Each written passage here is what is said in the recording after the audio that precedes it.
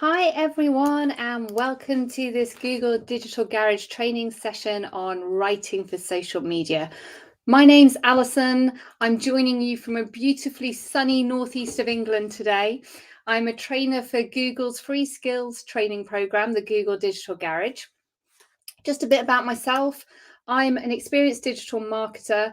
I've been working in digital for about 17 years and as a digital marketing consultant for the last 7. I also work as a digital marketing trainer. I have a background in social media, so hopefully that equips me well to deliver this session to you today. I would also like to introduce you to our fabulous moderator, Samantha. Samantha is also a Google Digital Garage coach and will be interacting with you and answering some of your questions via the instant chat to the right there. So you can identify Samantha by their name as well as a little blue spanner you should see next to their name. We really hope you do join in the chat. You will need a YouTube account. Now, if you don't have a YouTube account, you can set one up very easily by clicking in the box on the right there. If you just go away and do that right now, it should only take a minute or so, and you'll be all set up to join in when I get started in the proper content. If you are having any trouble viewing the webinars right now, please do try refreshing your page. Often, switching things off and switching them back on again does the trick. I will pause through the session to answer any more complex questions from the chat box, but Samantha is there to help you with any questions as we go through. So do say hi to Samantha, do ask Samantha questions, and then if Samantha feels that a question needs a longer answer, or maybe everyone might benefit hearing the answer to, she'll be sharing them with me to answer in the question break. So fire away with questions throughout. And I just want to let you know that we're running this session today as part of a broader offering of courses. So if you want to check out our schedule of upcoming webinar training, please see information on this in the description below. That will link you through to our website where you can see future webinars. We've got other related topics such as social media strategy. I think that's on tomorrow. We've also got digital marketing strategy, getting your business visible on Google. Lots of great stuff coming up. So do check that out. And we've also got training available 24/7 on the Google Digital Garage website, so you can learn in your own time and at your own pace.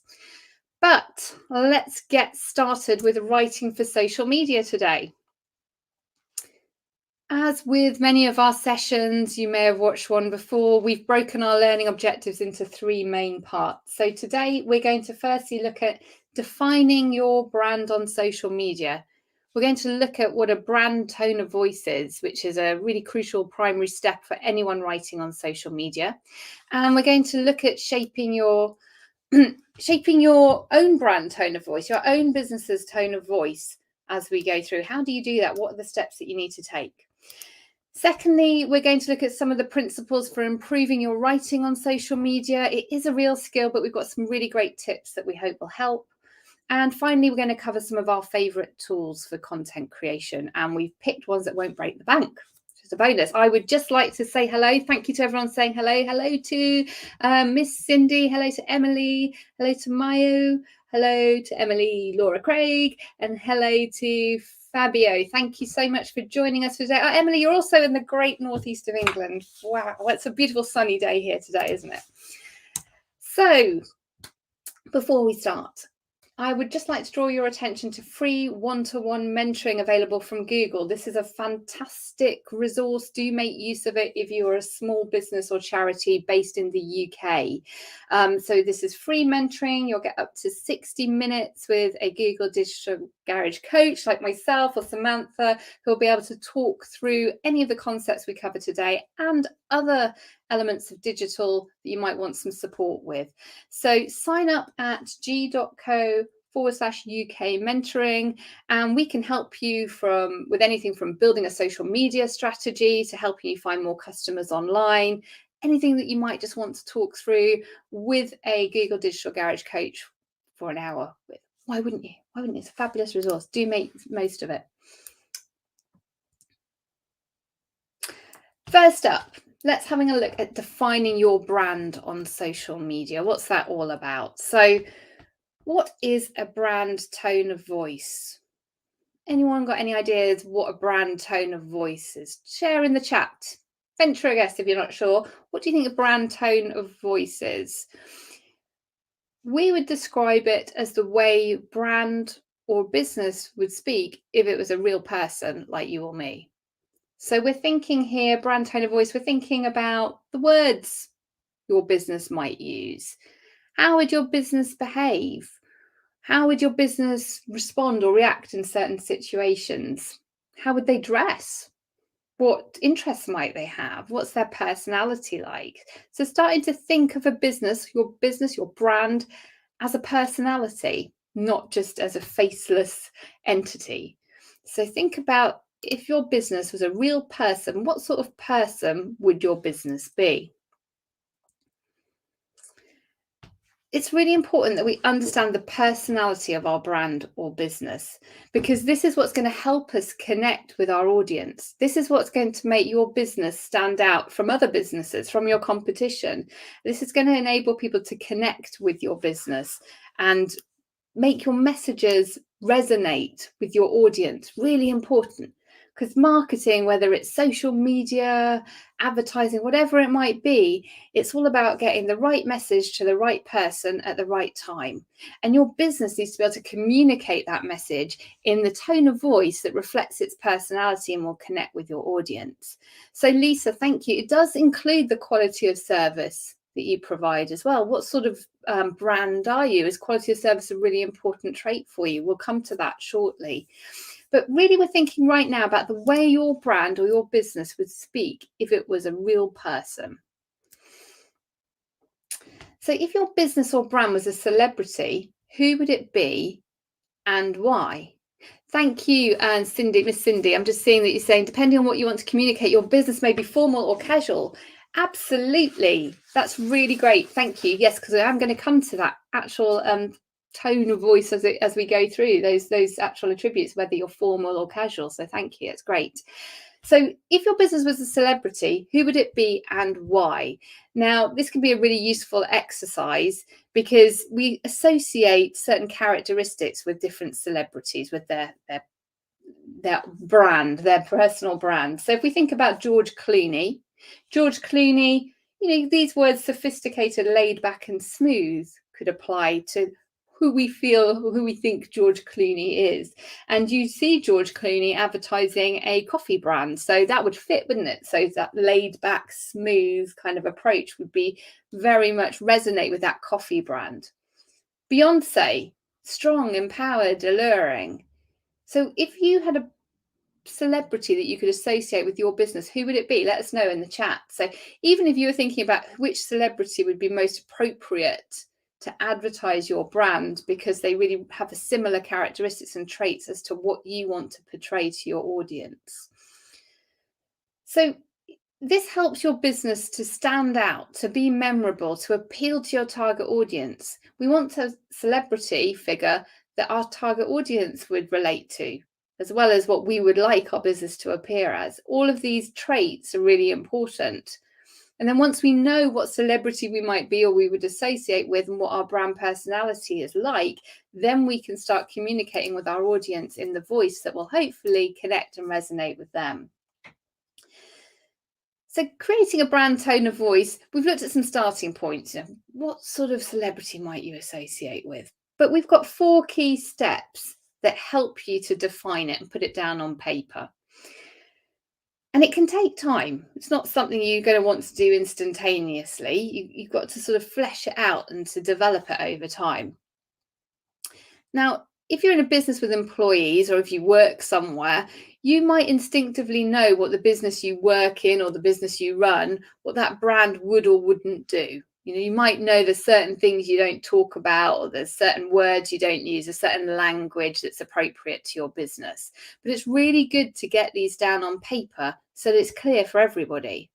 So these 4 main steps are going to help you shape this tone of voice for your brand across the web. And then we're going to dig a bit deeper into each one of these 4 areas now, starting with brand values.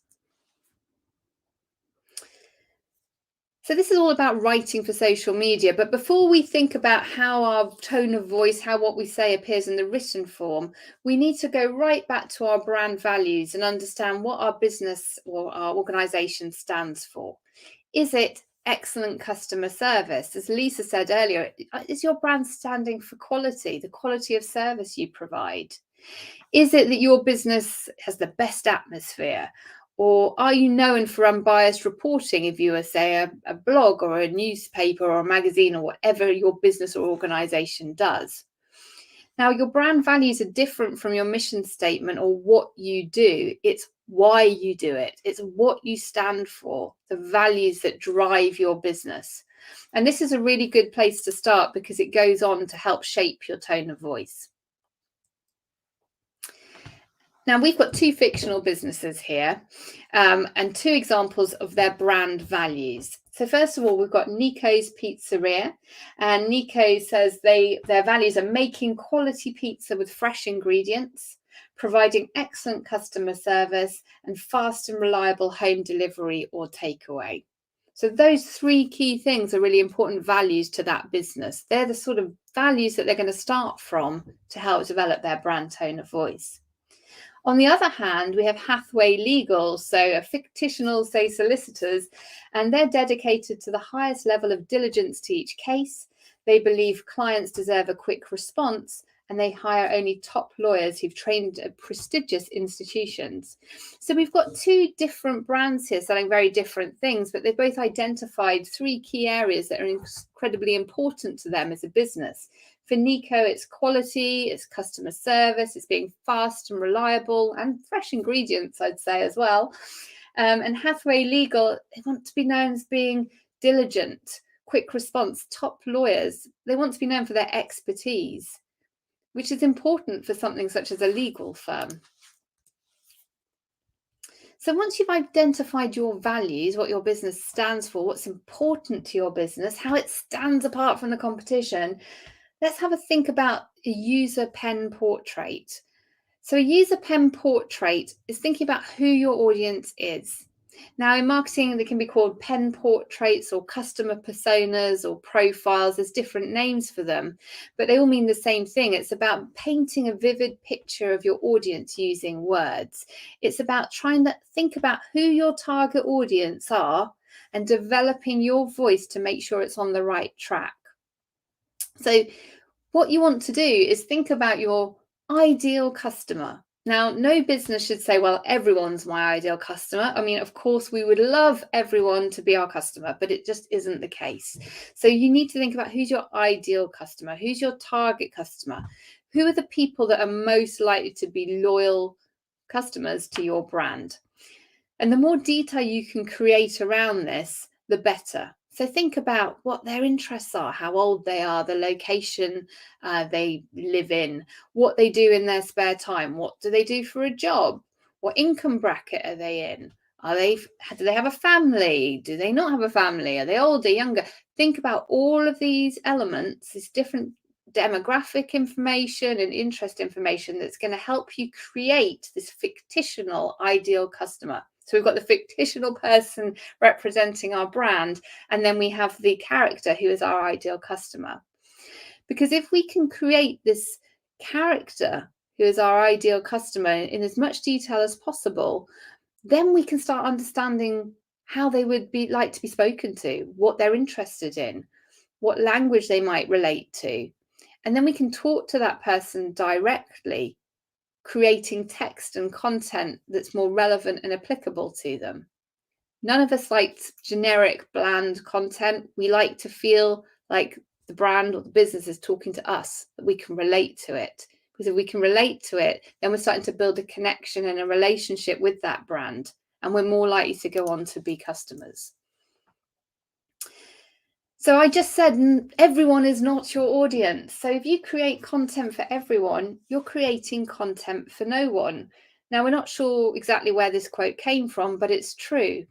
If you don't spend time thinking about your brand and your audience, your marketing materials are going to lack consistency. They won't be recognizable, and they may well miss the target when coming to communicating with your audience. So dig deep and begin to paint a picture of what your average user looks like. That's really important. So for example, sports brands Adidas, Nike target their content to people who are interested in sports or fitness. They're not targeting everyone. I mean, I am not interested in sports or fitness, but I still wear Nike trainers. Their marketing messages are not targeting me. So I guess the messages are sort of excluding me. That doesn't mean I can't buy their stuff. I still buy their shoes, but they are trying to focus their messaging in on who their core audience are to resonate with them, because that's where they know they will get their loyal customers who will buy the shoes as soon as they come out, who replace their trainers, I don't know, every 6 months, who buy hundreds of pairs of trainers, unlike me, who wears them until they're worn out.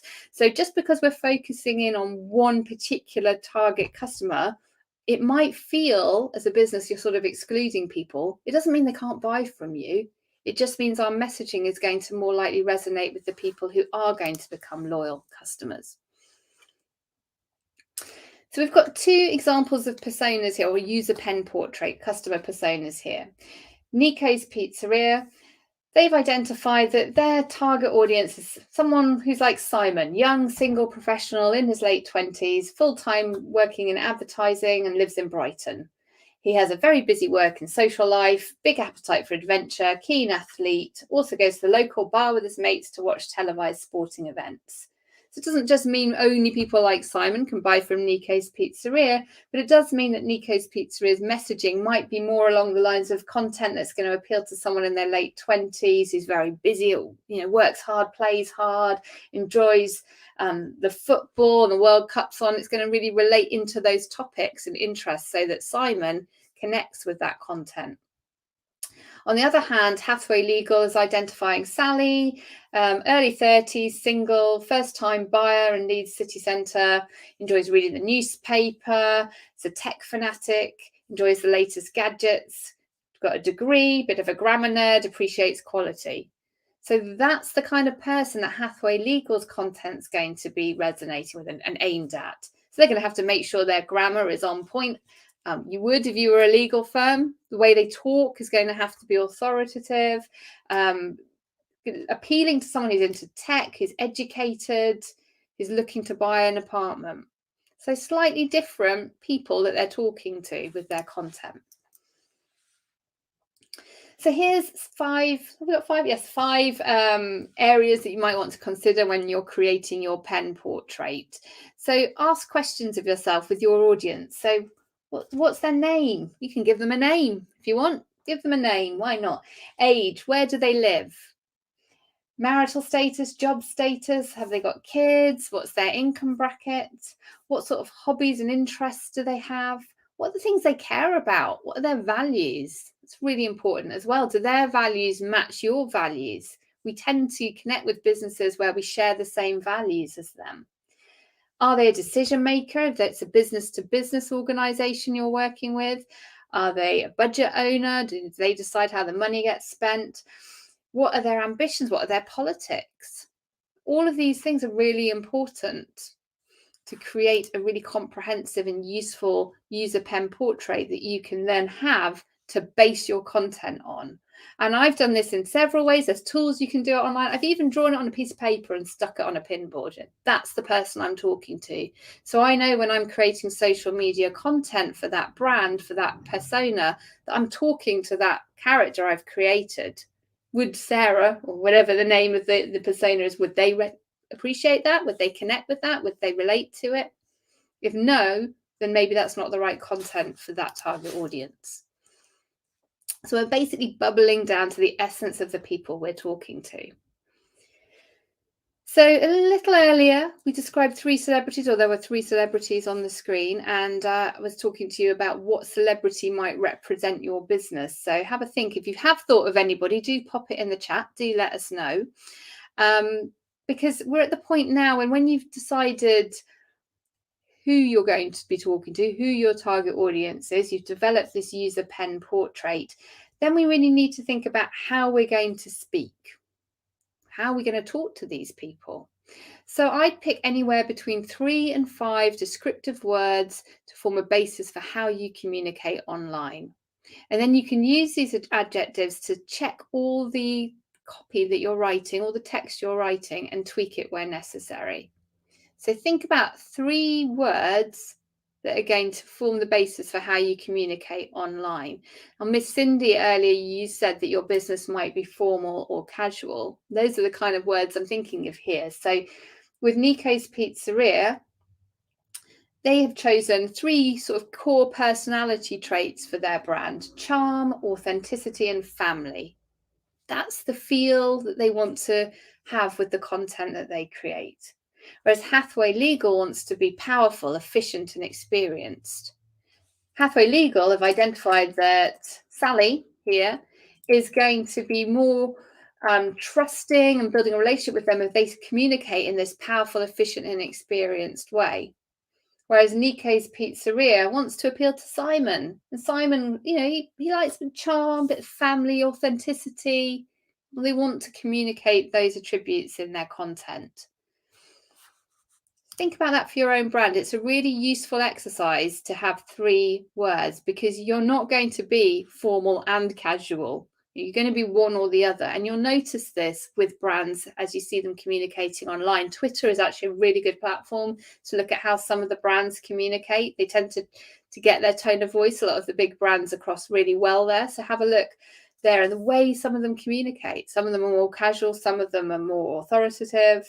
Some of them get involved in trending topics and funny things going on, others won't. So it can be a really good place to start getting a feel for brand personalities. So how do you speak? How are you going to communicate? The next part is essentially writing a little book of vocabulary, words that you are going to use, and maybe words that you're not going to use. So this is really helpful when it comes to maintaining consistency and the way you describe things. So what we're talking about here are things like the way you might greet people, ways you might thank people or sign off, how you describe your products, the words you use to describe your customers, whether you are formal or casual, whether you're funny, serious. Are there certain words that you don't use? I worked once with a brand and everybody had to say Father Christmas, not Santa Claus, at Christmas when describing. And it was a big organization, and that was so anyone, whether they were in Newcastle or Torquay, used the same language. Because remember, some businesses, it might not just be you using social media, it might be a team of people. And you need to make sure you all sound the same. The customer doesn't need to know if it's Alison or Samantha managing the social media that day. They just need to know it's that one business speaking in a consistent voice. So the language you use, the way you phrase things is really important. And in that organization, they actually had a rule book saying what language you could and couldn't use to refer to. So let's go back to our examples. So Nico's Pizzeria, it's decided it's going to use the words such as fresh. It's going to say welcome. It's going to use the words appetizing. It's not going to use the words customer so much. It's not going to use the word restaurant. It wants to come across as casual, informal, family, authentic. Whereas Hathaway Legal, when it signs off, it's going to use the words kind regards. It's not going to go cheers, because that might not fit with being a experienced authoritative solicitors. It will use words such as excellent rather than fab, and thank you with the hyphen rather than thanks. So it would make sure all of the people working in that organization are using consistent language. Now, this might feel like a small thing, but consistency is incredibly important for any brand. And it's how your business comes across online. And people do judge on social media what you're writing and how you're writing it. Remember, Hathaway Legal, was it Sally? I always forget her name, was a bit of a grammar nerd. So she's going to be eagle-eyed if there's any grammar mistakes in their written content as well. So I'm just going to pause for some questions and a slurp of water, one moment. Okay, Miss Cindy, can you use a tone of voice in a DIY blog? Absolutely, tone of voice in any communications online, whether you're a blog, a business, a charity. So if you think about magazines, old school print magazines, they had a certain tone of voice, all of them. You've got Vogue, heavy, glossy, serious, fashion, high-end magazine, slightly different tone of voice to say Take a Break. that was more chatty and a bit more formal, a bit more tabloidy. So the same with the blog. Are you going to be an authoritative, expertise, serious, informative, educational blog? Are you going to have a bit of fun with it? So absolutely, you can do exactly the same exercise for a blog. P. Miller UK, your clients are mainly from overseas. Should we use their words rather than ours? E.g., tours versus experiences versus vacation. Right, okay, I've got it. Yes, so like in the UK, we might say holiday. In the USA, we might say vacation. And again, it's going to depend on the platform you're using and when you're using it and the timing that you're going to be putting your content out on. So what I would be doing is, I'm just thinking, because we have social media strategy webinar tomorrow, which is all about when to post and what platforms to use. So do try and attend that if you can. I would do some research. What is actually resonating with your audience? Look at the analytics for, say, your Facebook page or Instagram account. Is your audience, are you seeing on social media that most of the people who are liking and engaging with your page are from, say, the US and you're based in the UK? If that is the case, then I would probably be speaking in their language that they would relate to. Absolutely. Who are your audience? Talk to them. I've had similar managing holiday accommodation, which is predominantly a USA audience. So we do say vacation there when we are posting to them. But again, it depends on the time of day as well, because we've noticed the UK audience will interact and say our morning time when the US are asleep. And then when we put stuff out later on, we're sort of talking more to our USA audience. And that is actually a point which I haven't gone into in this webinar, but we don't always just have one user pen portrait. Sometimes we have more than one. In fact, more often than not, you'll have more than one ideal customer. So it's about thinking, right, now I'm talking to this person in this language, and now I'm talking to this person in this language, or the same language, but slightly different messaging. Because your brand wants to have the same language and personality, but the way what you're talking about to different people may slightly change, and it may change on the platform you're on as well. So there are variables, and it's about using your data and understanding your audience. And Sevkan, how different is it writing for B2C and B2B? Well, I always think they're still people. We're still people. I predominantly work with B2B now, and I'm still talking to people. It's just they're in a different point of their lives. They're at work rather than at home chilling out. So yeah, it depends again on the brand, because there's plenty of kind of fun casual B2B, say software brands. Equally, there are more formal, serious, expensive B2B businesses selling very, very high-end products. So it is going to depend on your audience. You do, I think, with B2B, you have got your professional hat on. You're going to be on places like LinkedIn more likely, where it is expected that you behave in a more formal, perhaps formal, but more professional, I guess is the best word, manner. So it is different. Absolutely. And the topics you write about are going to be slightly different. But at the end of the day, we're still people. And I still think it's important to be engaging, entertaining, if you can be, and educational on social media to really get that connection.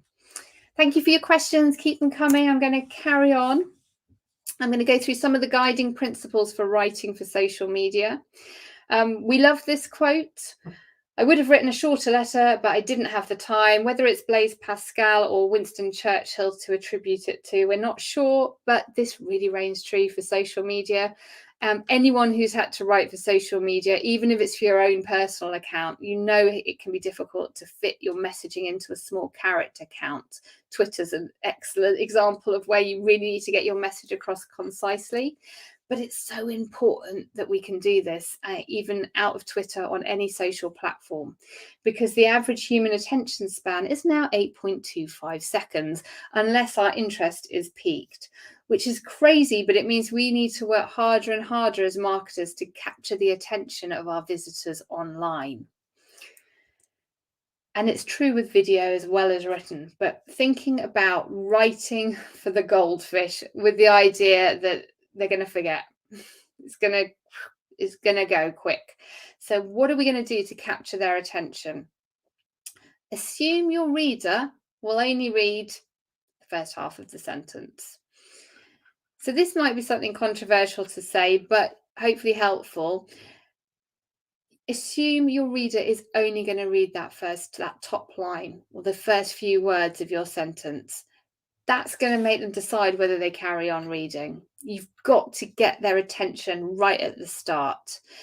The same applies with videos. Imagine they're only going to watch for 2 seconds, 3 seconds. How are you going to keep them engaged? Will they be engaged immediately? Will they be intrigued enough to carry on? If you're on social media as in your free time in your personal account and you're scrolling through Instagram or Facebook or Twitter or TikTok or whatever it is, what makes you continue engaging? What makes you continue reading? What makes you press the more button to read more? What makes you continue watching the video and not just scroll off?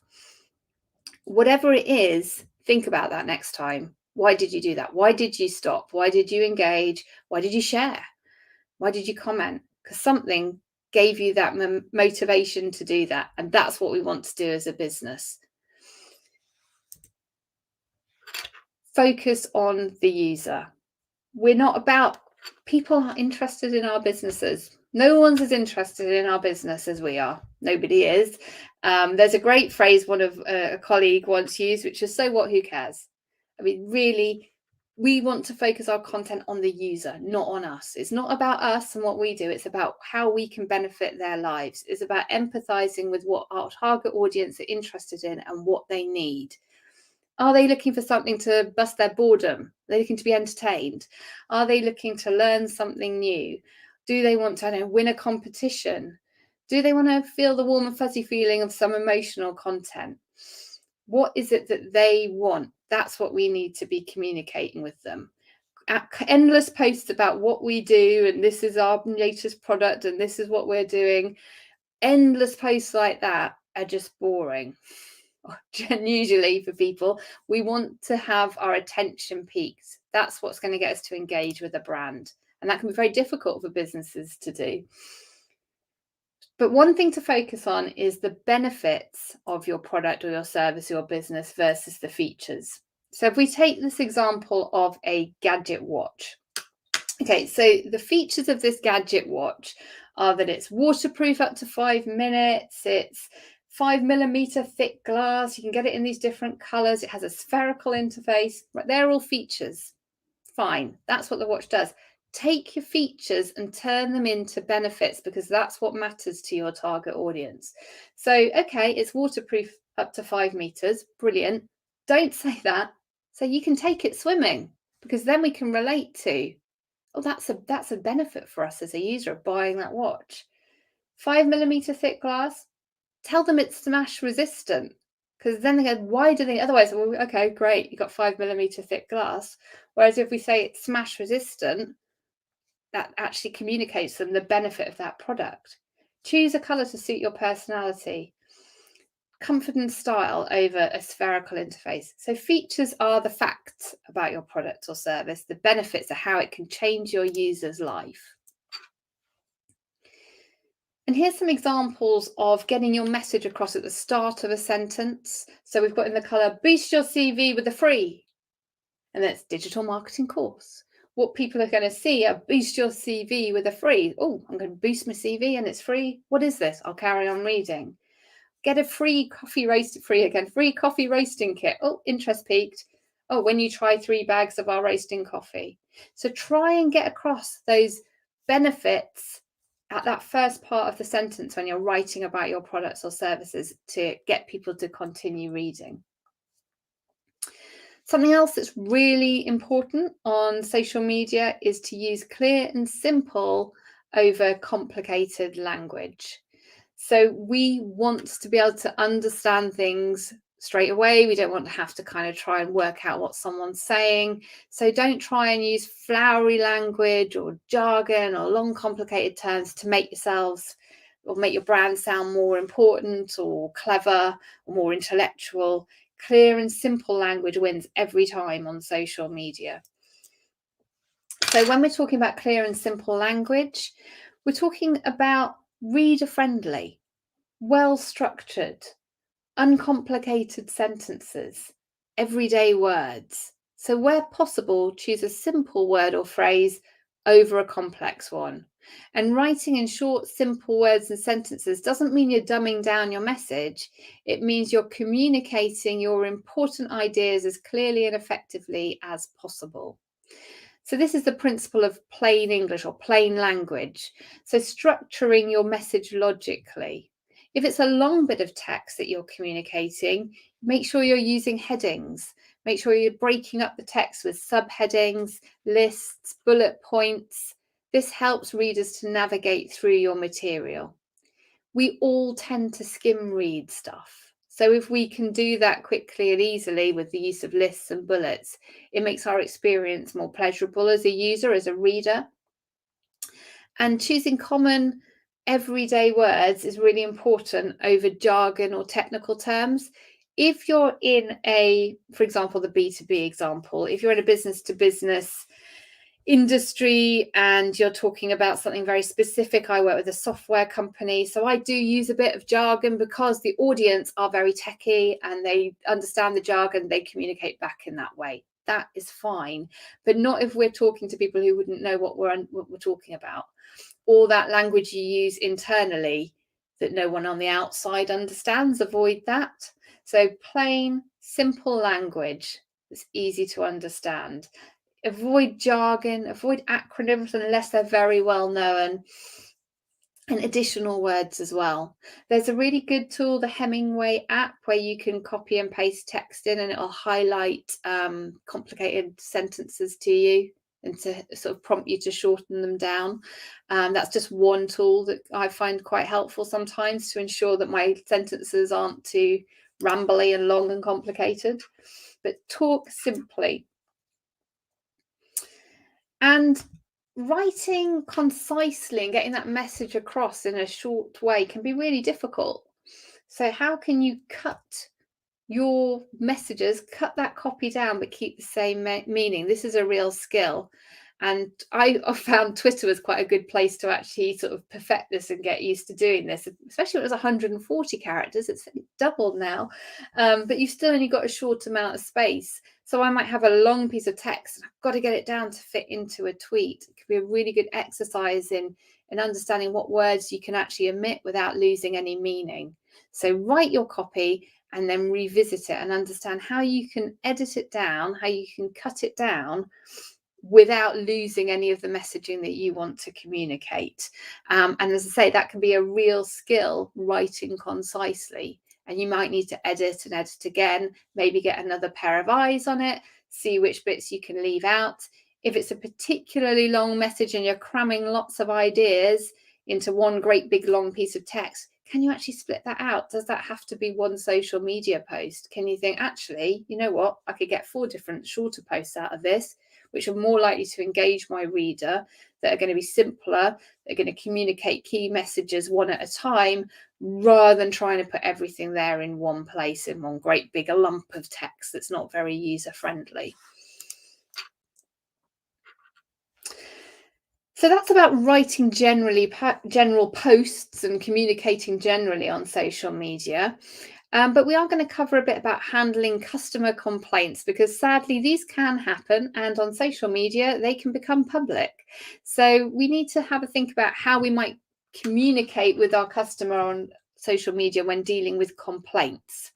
Have you ever complained to a business on social media? Because I know for me, I think Twitter is where I'm off to. If I have a problem with the brand, it's quick. I'm on Twitter and it's there, and I want to get a response. I don't want to ring up and hang on for ages. So I use Twitter to complain.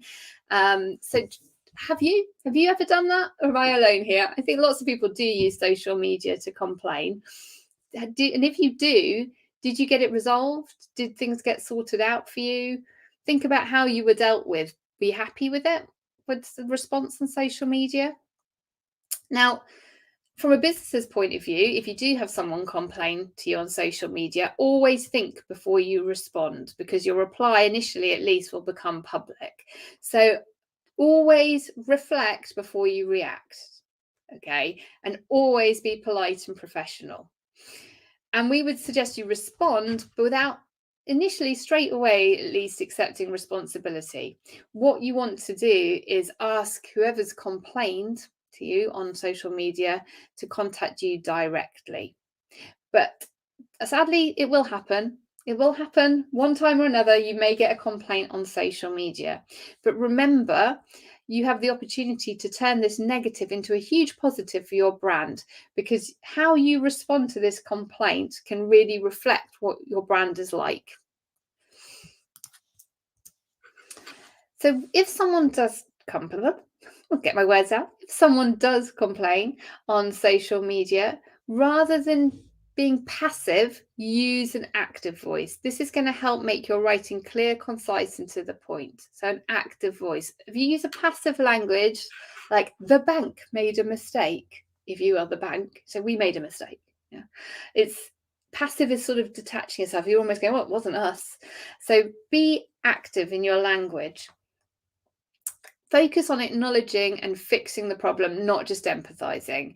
Don't say stuff you don't mean. We want to fix the problem. Well, the customer wants to know what you're going to do about it. When we complain, we want to know what action is going to be taken. We don't just want that, oh yeah, sorry about that. No, what are you going to do about it? So focus on how you're going to fix the problem. And if there is money involved, we would say have a serious response. If it's something comical, you might want to come back with a slightly tongue-in-cheek remark if you can tell that it's kind of a jokey complaint, but it really does have a time and a place. So if in doubt, have a serious response to any complaints that come through on social media. This is always important as well, signing off with a name. So if someone complains and you're responding, and you might have seen this if you've dealt with businesses, well, if you've ever complained to a business online, particularly big organizations, they might say, could you send us a DM? Thanks, Jeff. And then you know who you've been talking to. They ask you as well to send them a DM. So they're asking you to take it off the public sphere and message them privately. Send us a private message, and they're giving you a name. Now, there's two reasons it's really good to give a name. Number one is so there's continuity for the customer. They know who they're talking to. So if it carries on, they go, well, I spoke to Jeff. And then the business can have a look on their system, see who you spoke to. There's continuity. Also, it humanizes your brand. You know, you're not a faceless corporation or logo. You're actually giving that person another person to deal with, or a point of contact to deal with, and it personalizes and humanizes the process for your audience. So this is an example. Have a think just while I'm talking through in the chat how you might handle this complaint, but this is the kind of complaint that you might get on social media. Look, I ordered a mobile from your company last week, but when it arrived, it was badly damaged. When I called to complain, I was rudely told you don't accept returns and that I need to contact the delivery company for compensation. Is this really how you treat loyal customers? I will never buy from you again. Hopeless. So this is there, it's public, it's on your social media page. So it could look bad for your business if it's sat there on its own, no response. It could make other customers who are considering buying from you worry about ordering from you. So you want to deal with it. You're going to want to do something with this complaint. You don't want to just ignore it. It's on your social media platform. The first thing we would recommend is to get the conversation away from the public social media as quickly as possible. So we want to acknowledge it publicly and then take the further conversation about this complaint off the public sphere. And this is an example of how you might deal with it publicly. So responding to the customer, hello customer, our sincere apologies for the inconvenience caused and the poor customer service you received. It fell below our usually high standards. We've acknowledged they had inconvenience caused them. We've acknowledged it was poor customer service, and we've actually communicating to everyone who reads it that usually we wouldn't have this level of customer service. Normally our standards are far higher. We value your patronage and will launch a full investigation into why our team provided you with misinformation and didn't treat you with the full respect you deserve. We're telling them what we're going to do. We're going to launch a full investigation. That's the action we're going to take into why you were given the wrong information. And also we're acknowledging that you weren't treated with the respect that you deserve. And we're going to investigate why that was as well. please contact me on my direct email. So taking it offline, off the public sphere, and we can organise full compensation or a replacement for you. That's what we're going to do. That's the action we're going to take to resolve their complaint. We're going to either compensate them in full or replace the product, and then signed off with the name Hannah. Then you would hope that would be taken onto email and dealt with privately. But that response will be public for people to see how you handled it, which would then give people confidence if they saw the initial complaint that, oh, actually, this business, they acknowledge they made a mistake, but look, they are dealing with it. Okie dokie, let's have a look. I have another question break. No questions at the moment. Do pop any questions you might have in the chat. We've got 15 minutes left. I will have time for more questions at the end of just before we finish. So do pop them in the chat, and Samantha will pass them over to me. But for now, let's go to the final part of this webinar, which is your toolkit for content marketing. So let's have a look at some of the tools that we can use to help create content on social media. I mentioned grammar earlier. I mean, it's important for Hathaway Legal's target audience, but actually it's important to everybody. So grammar is really important on social media when we're writing anything online. Think about spelling. Check your spelling before you post anything. Grammarly is a tool you can use that helps check writing for grammar mistakes, and you can add it as an extension on your web browser, so that when you're writing, it will highlight in red, I think it's red, and it comes up and it'll tell you if you need to make corrections. It will notify you of any spelling errors, any punctuation errors. It's really important. I would put my hands up and say I do judge on incorrect use of apostrophes, although I may be guilty of it myself. But if I see that, particularly with a brand that I would expect to know better, in my head, I'm thinking, well, they're not even taking care over their social media posts. So do have a think about how you're going to look if it's important to your target audience. There's certain brands that are very casual. I know some sort of fashion brands that don't write in full sentences and grammar and use lots of emojis and shortened language, and that's okay if that's your tone of voice and that's your target audience.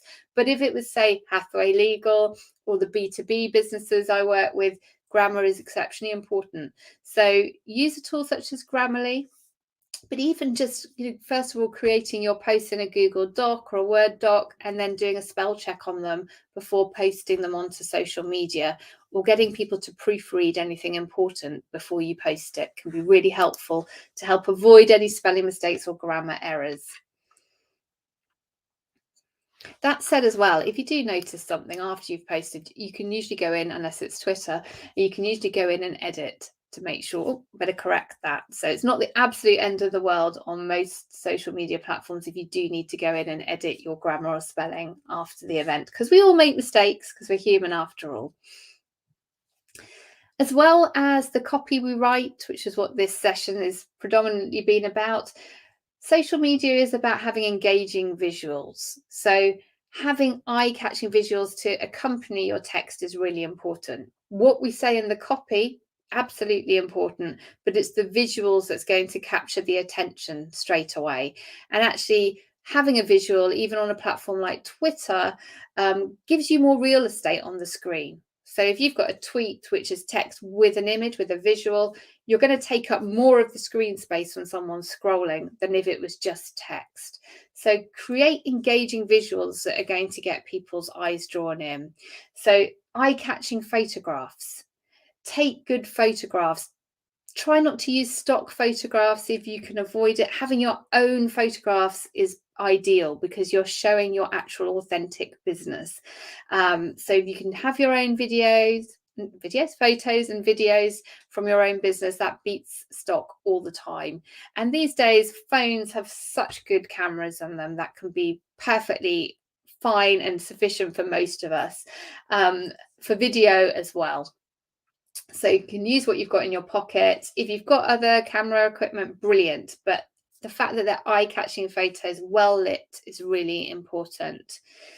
You can now edit your photos really easily. There's loads of different apps for this. You've got apps such as VSCO, Cam, you've got Canva. There's lots of different apps and tools available for you to enable you to edit photos. We can use different filters. And if you do choose to use a filter, think about this consistency again. We talked about consistency with language. Think about consistency with your visuals as well. So if you've used a filter one time, maybe keep using that same filter for that type of post so it looks consistent. What was the other thing? Templates. There's lots of templates available for social media posts out there. Canva. I love Canva. Lots of people use Canva. I'm sure Samantha will share the link with you. Canva is a really easy to use free graphic design app, and you can use it on mobile and on desktop.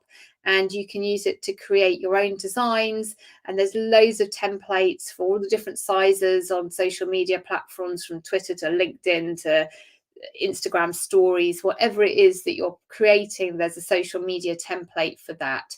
It will create the post in the right size for you, the right dimensions, and give you essentially the ability to drag and drop elements in, so you can upload your own photos, add them to the template, and create something that looks very professional without having that graphic design expertise, not graphic disease. So have a look at Canva. It's really great for the templates, and it's a graphic design app, but there are other graphic design apps out there as well. There's also tools such as things like Word Swag that will turn your words or your quotes into photo text designs, which will enable you to make graphics across the social media channels. And there's loads and loads, hundreds and thousands of text quotes and templates available to get inspiration initially. Just remember to remove the focus on you and your product and think about the benefits to your user. So a rule of thumb, I would say, with social media content is 80% of content should be relating to your user. It should be either entertaining them, it should be either educating them, or the emotional side, that feeling when we see something that makes us feel, well, it makes us either cry or gives us that warm and fuzzy feeling inside. That's what gets engagement on social media. That's what gets people to stop and like your post or comment on your post and share your post. 80% of that stuff. And it feels difficult for businesses because your managers might be saying, but hang on, you're not talking about what we do, or you're not talking about that product sale, or you're not talking about that new line of whatever it might be, or that event we're having. And that's because you can't just be talking about you all the time. You've got to be engaging with your audience. So 80% of the stuff that feels a bit counterintuitive, and then 20% of stuff like, buy our stuff. This is all about us. This is our latest offer. Because if you can get them in and get them building a connection and a relationship on social media with your business, with the other content, then they're more likely to listen to you when you're actually selling to them, promoting to them. None of us go on social media to be sold to. Well, I've not met anyone who does. I mean, I'm sure often there's always an exception to the rule, but we don't tend to go, I'll go on Facebook and look at some ads or see some promotional posts. We go on there to connect. We go on there to be entertained. And as a business, we've got to find a way of sort of infiltrating that and being the people they connect with and being the people that they get entertainment and education from as a business, because otherwise they're just going to scroll right on past. And we will tolerate a certain amount and enjoy and connect with a certain amount of promotional content if we've already got a relationship with a brand. But if we like their profile or their Facebook page and then they immediately start selling to us, it's a turn off. We're not going to engage. So remember, with social media, it's the social that businesses often find difficult, but it's social media. It's a two-way conversation. It's about being part of people's experience on social media, not just broadcasting what we do all of the time. And that's a skill that you need to work on and work out what fits and engages with your target audience, which is why it's so important, if we go back to the start, to understand your own brand's personality so that you can be this personality on social media as a business, and understand your target audience so you can talk to them about the things that they're interested in, so you can post about the content that's going to resonate with them. So those exercises are really important to end up with an engaged, growing audience on social media. So smartphone and selfie stick, what's that all about? So these are two of the most simple tools to start creating content. If you've got a smartphone, grab yourself a selfie stick and you'll be able to take photos and videos of yourself and around as if you had a cameraman. Not quite, but it's going to keep things stable. It's going to help you create more professional looking video than if you're just holding your phone in your hand. Something that stabilizes it, something that enables you to show images from a different angle from higher up, take video. You don't need much more than that. You've got the copy, you've got the ideas, you know what you want to say. You just need the visuals to go alongside it. And you don't need to have a professional cameraman or video crew to get started with this. Selfie stick, you can pick one up for less than £10, and that will be enough to get you started. And you'll be amazed at how that can transform your images, just those simple tools, or that simple tool in conjunction with your smartphone. Right, I'm at my final question break. So Spire asks, can you mention some visual creating tools that you think best fit? Oh, there's a lot. I mean, it depends if you're using a mobile, depends if you're using desktop. And my go-to for quick posts is Canva, definitely. I mean, if you've got Photoshop, it depends what your skills are, how much you want to learn, how you want to edit your videos, or photos, what you want to do with them ultimately. But plenty of people find just getting started with Canva is great. But if you're actually editing the photographs themselves, something like Photoshop can be good. A more basic version, it's still Photoshop Elements may still be there. For video, if you've got a Mac, iMovie might be enough to get you started. That's free on a Mac, but there's loads of different apps available on mobile as well. So I would, without wanting to refer people to Google, but have a Google, because there's so many tools coming around about what it is that you want to achieve. There's different tools that can help you to create, I don't know, cut out the background, for example, of a product image, or add effects to an image. So many tools available to you, and there's loads of free tools as well, which is great these days. There's so many available. Emily, you find when you make scheduled posts from Hootsuite, you can't go back and edit after it's posted. Oh, really? Okay. Interesting. I've used Hootsuite and I was able to edit on LinkedIn. Is that just, I don't know without being able to see, maybe, is that just on one platform? I've not come across that, but absolutely, you've obviously experienced it. So double, triple check before you post with Hootsuite. Although Hootsuite does have Grammarly built into it as well. So ideally, hopefully, it will help you to avoid any of those grammar or spelling mistakes before you actually hit schedule, because it does have Grammarly there. So make sure you use that as well. But that's interesting. I'm going to check that out. Just have a look. Have I got any more questions coming in? P Miller UK. You tend to post the same thing on both Instagram and Facebook. Is that advisable? Okay, have a look at your audience on both. Is it exactly the same audience? Sometimes it's slightly different in demographics. Sometimes, not always. You might find sort of slightly more mature audience on Facebook to Instagram. Not always. I wouldn't cross post. I can always tell if I go on Facebook and someone's just scheduled from Instagram, because it's like square image, loads of hashtags, Instagram post. So there's no reason you can't put the same content in, but make sure you Facebookify it and Instagram it. So Instagram, say square image with maybe the hashtags. Hashtags not used quite so much on Facebook. So you can put the same content out there, but it's just about tweaking it so it fits natively into that platform. Facebook, you're less likely to have the square image. Just make sure your image dimensions are tweaked so you're getting the correct dimensions on Facebook and Instagram. So no reason you can't put the same content if your audience is very similar, but I can always tell if it's Instagram posted to Facebook, and I do make the judgment lazy because it just feels like, oh, they've just posted, they haven't thought about this platform.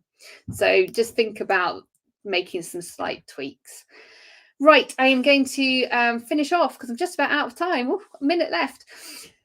So have a think about your next steps. Anything today that you've taken away that you're going to put into practice? Are you going to consider about how you write your content? Are you going to look at your user pen portrait? Let us know. And don't forget, one-to-one mentoring. It's free. It's for UK-based businesses and charities.